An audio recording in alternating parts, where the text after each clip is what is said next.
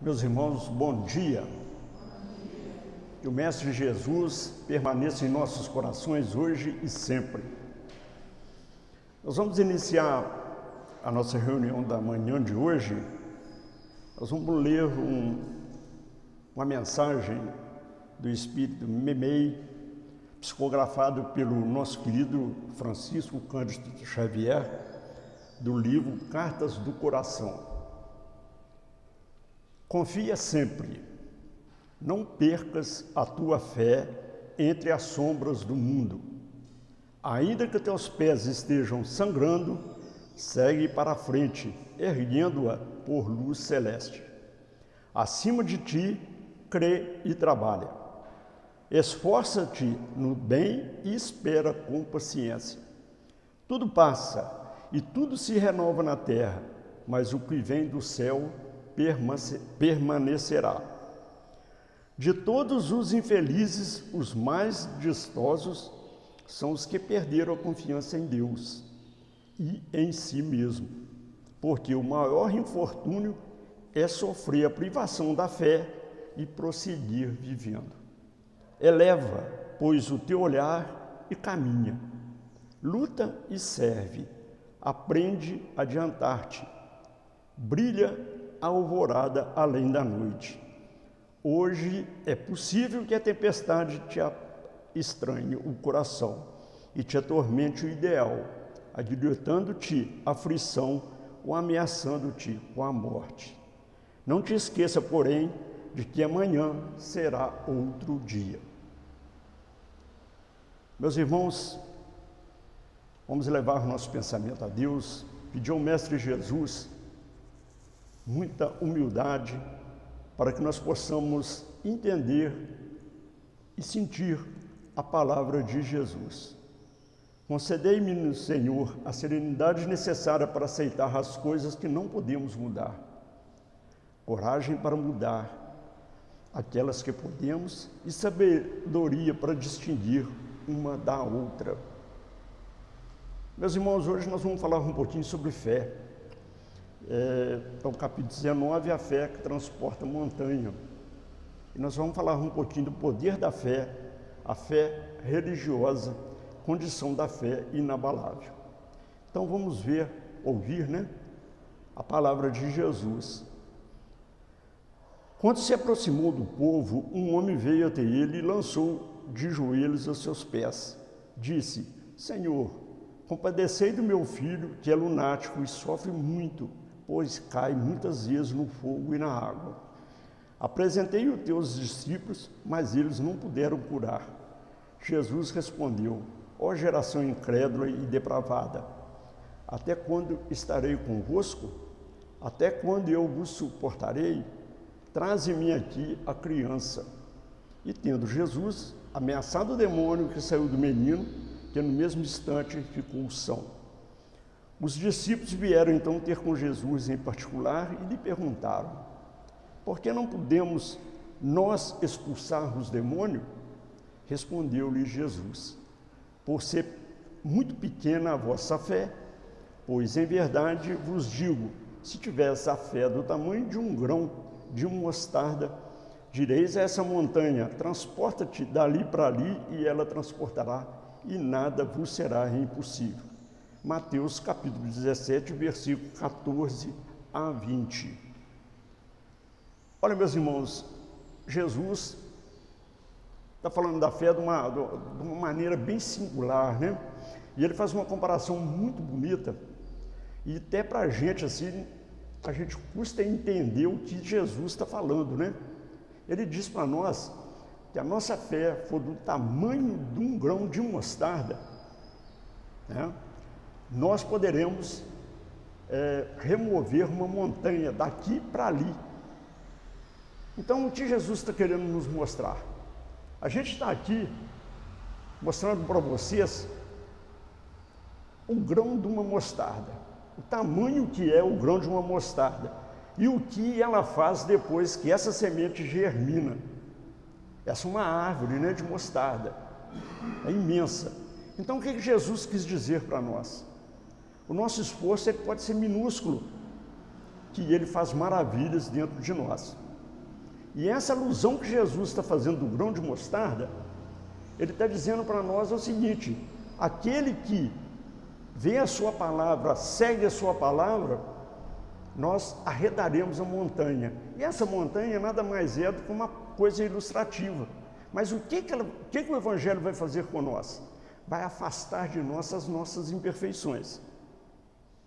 Né? O nosso egoísmo, a nossa prepotência, a nossa falta de humildade. É isso que Jesus está querendo dizer para nós.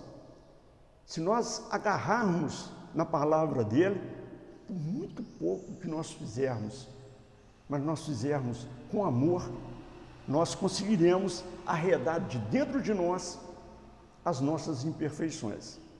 E é interessante que a palavra de Jesus, ela sendo constante no nosso dia a dia, vai florescer o nosso coração. Nós vamos ser mais bondosos, nós vamos ser mais humildes e nós vamos fazer uma coisa que é muito difícil, perdoar. E nós podemos definir, nesse contexto de fé, a fé em 2 ou até mais segmentos. Mas vamos falar somente aqui aquela que nós usamos muito no nosso dia a dia, que é a fé humana, que é a fé direcionada, né, ao campo material. Nós muitas das vezes agarramos a Deus, nós agarramos a Jesus para conseguirmos algo que nos suporte materialmente. Seja um emprego, seja um carro novo, seja uma casa, qualquer coisa que nós queremos materialmente, a gente agarra mais a Deus. E é interessante que aí a gente lembra dele.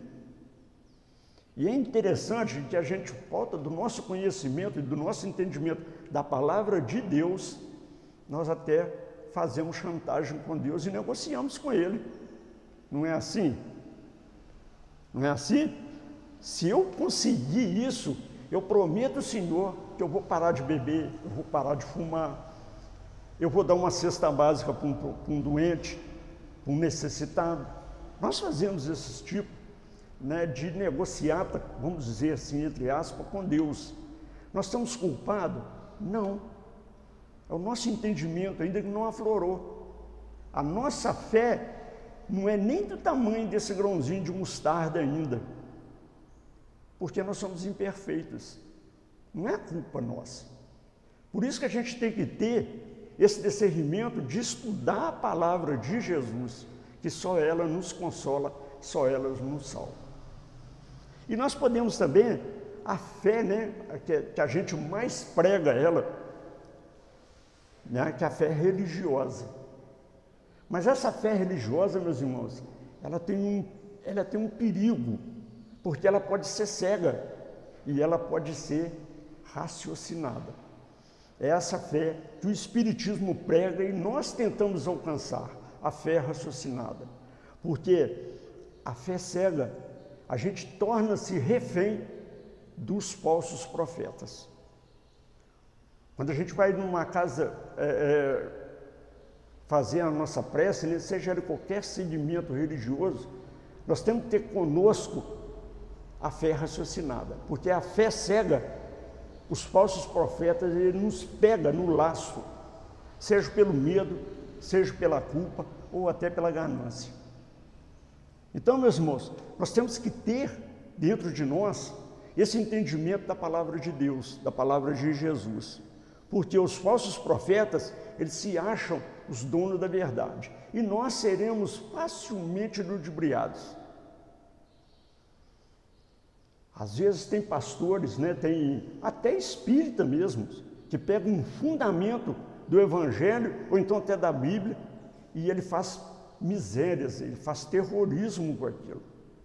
A gente vê na televisão aí, tem pessoas que, para agradar a Deus e achar que Deus é justo, ele coloca munição, coloca explosivos, né, no próprio corpo, e em nome de Deus, ele mata os nossos semelhantes, que é a obra de Deus. Então a fé cega, ela nos direciona para esse campo. Ela nos leva ao exagero, né? Ela produz o fanatismo religioso. Então, a fé raciocinada, a que nós sempre temos que ter ela conosco. E o Espiritismo nos mostra com clareza a fé raciocinada. A fé verdadeira, ela não é antirracional. Ela não é irracional. Ela não desconhece, não renega nada.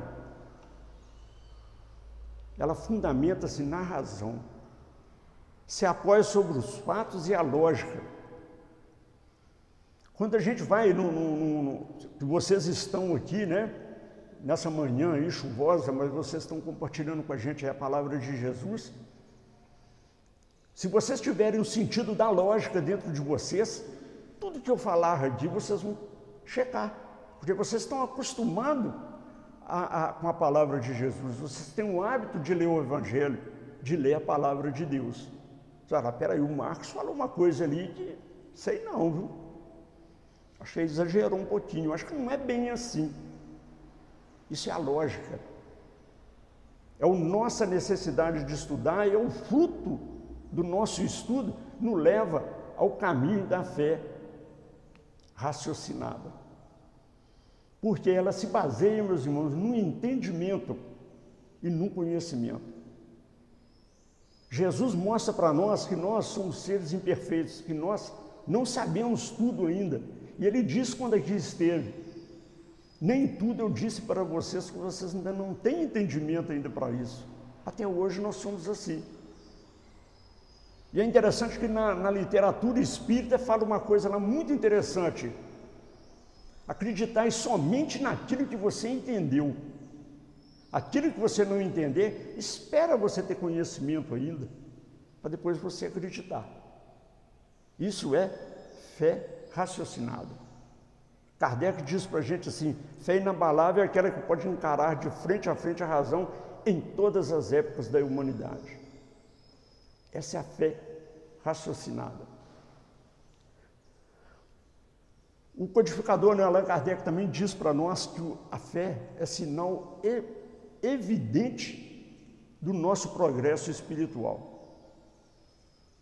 Quando a gente tem fé, e essa fé raciocinada, é sinal que nós estamos prosperando na nossa evolução.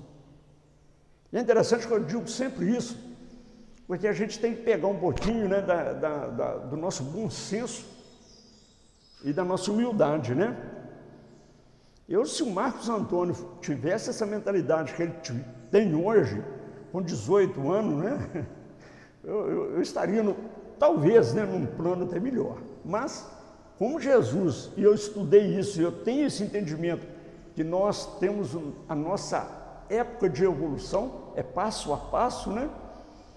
Então eu não me surpreendo. Mas aí, a gente lendo a palavra de Jesus, a gente lendo o Evangelho, a gente vai ver que lá também estou falando uma coisa assim, lá em Tiago 2,4, meus irmãos, que aproveitem se alguém disser que tem fé e não tiver obras. Porventura a fé pode salvá-lo? Assim também é a fé, se não tiver as obras, é morta em si mesmo. Porque a minha fé torna-se passiva. É como Paulo disse, né? Não basta você não fazer o mal. Não basta. Muitas vezes a gente fala assim: eu não faço mal para ninguém, mas eu não faço o bem. Isso é uma coisa, né, passiva. Assim é a minha fé. A minha fé sem obra, ela é uma fé passiva. Ela não é ativa. Como eu vou ativar essa minha fé? Primeiro, respeitando a obra do Criador. Quem é a obra do Criador? Somos nós, né? A partir do momento que eu começar a me cuidar de mim, eu começar a moldar a minha personalidade, mudar o meu ser, só isso, eu não preciso de preocupar com o semelhante. Só de eu fazer isso, eu já estou fazendo uma grande fé. Eu estou tendo fé na palavra de Deus.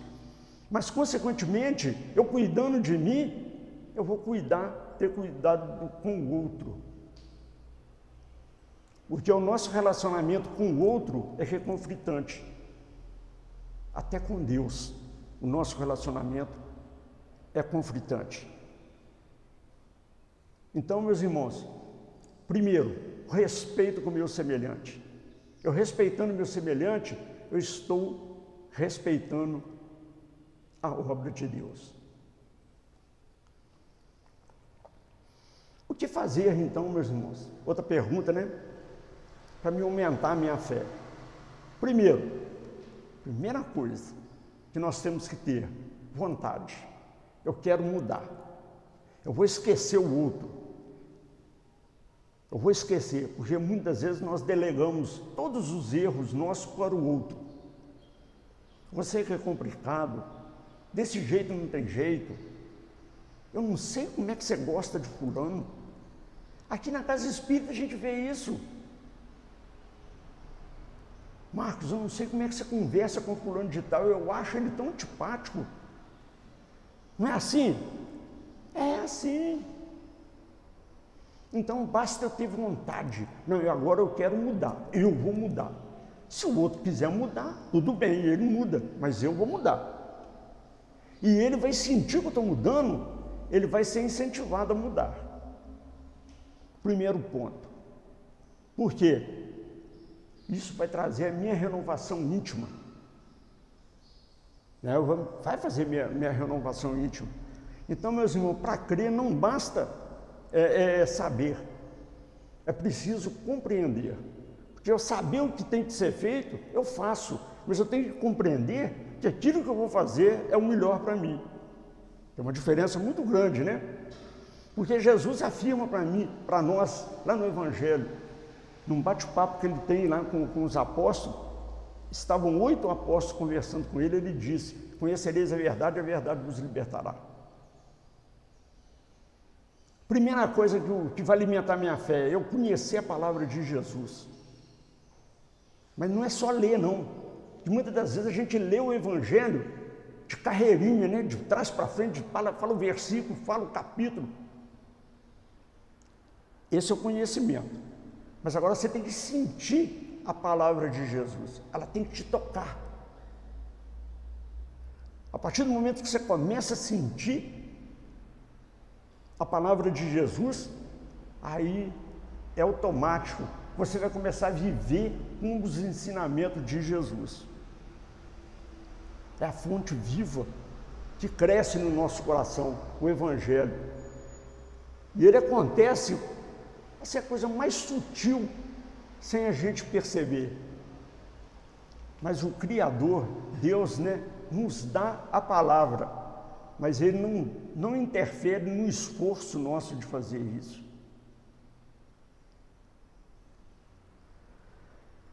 Portanto, meus irmãos, vamos estudar o Evangelho, vamos mudar para alimentar a nossa fé, que aí a gente passa, né, a ter aquele conceito, né, de fé, que muitos de nós acreditamos assim, aí eu creio, eu acredito.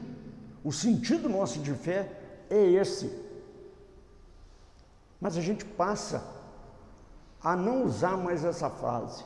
Eu creio, eu acredito. A gente muda essa frase, sabe como? Eu sei que vai acontecer isso na minha vida. Porque você sabe por que está acontecendo aquilo. E o estudo tem muito a ver com isso. A nossa reforma íntima tem muito a ver com a nossa fé. Então, meus irmãos, a fé, ela é uma aquisição individual. Eu não posso colocar a fé no meu filho, na minha filha, no meu esposo, na minha esposa. Eles podem sim compartilhar comigo da luz que eu estou emitindo, mas eu não posso colocar isso na cabeça de cada um, porque isso não se impõe. Cada um tem que sentir a sua necessidade. A fé, meus irmãos, tem muito a ver com fidelidade. E quando a gente fala em fidelidade, qual a primeira palavra que nós imaginamos na nossa cabeça? Relacionamento, não é? Fidelidade tem muito a ver com relacionamento, não é assim? Aí eu pergunto a cada um de vocês, como está o nosso relacionamento com Deus? Como? A gente só está pedindo, ou a gente está agradecendo mais, ou a gente está pedindo demais. Então, meus irmãos, Emmanuel, ele fala uma frase muito bonita. Olha só, a fé representa a bússola, a lâmpada acesa a orientar-nos no espaço através dos obstáculos. Olha só, a nossa fé, ela é bússola, ela me direciona, né? Ela me orienta nos meus obstáculos. Porque problema todos nós temos. Todos nós temos. Na nossa casa, no nosso trabalho. Mas isso não nos dá o direito, né, de falar com um problema. Fica sentado aqui. Dá uma cama, dá uma poltrona caprichada para ele, né? Ele vai ficar com você lá. Porque problema nós todos vamos ter. E a fé é preponderante. A fé é necessária para nós arredarmos, né, isso do nosso coração. E Jesus, ele é muito bondoso, né? Fala com ele, filhos, esforça só um pouquinho. Eu fico imaginando isso quando a mamãe vai dar comida, o filho, né, pequenininho, vamos só mais uma. Aí dá mais um pouquinho, né? Então, Deus não está pedindo muito de nós.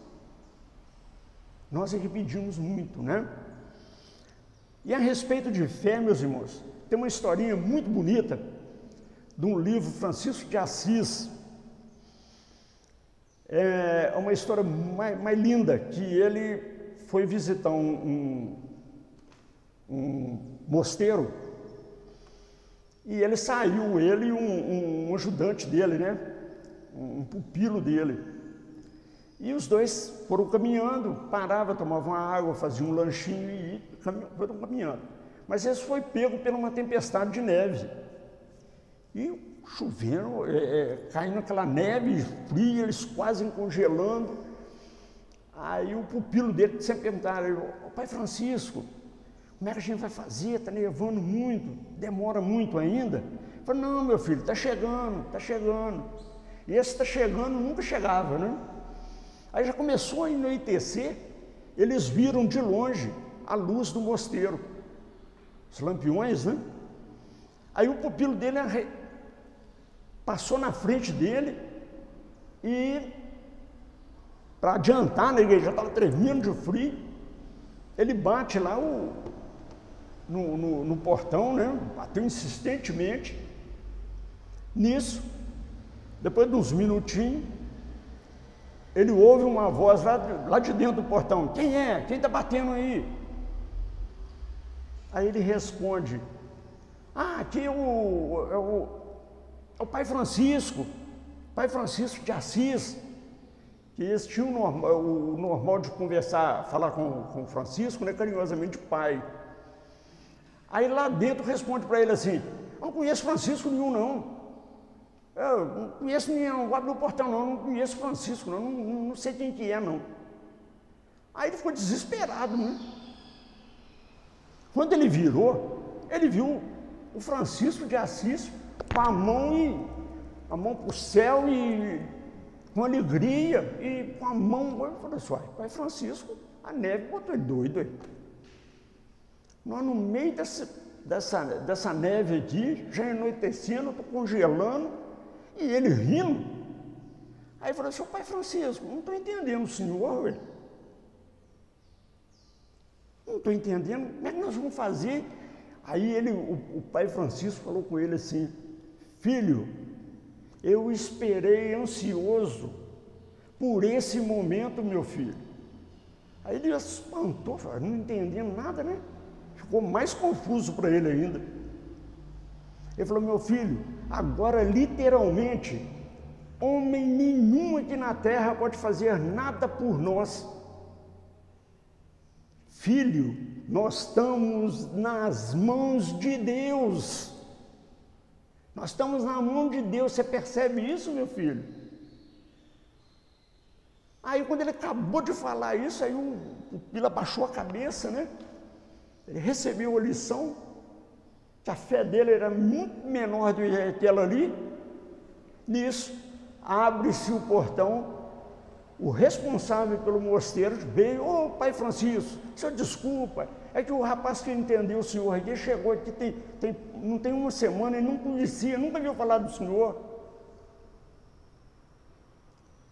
Olha a nossa distância para a fé de Francisco de Assis. Será que a nossa fé é do tamanhozinho daquele grão de mostarda ali, meus irmãos? Então, meus irmãos, fé é isso, é você entregar a Deus. Entregue a Deus perante a fé raciocinada.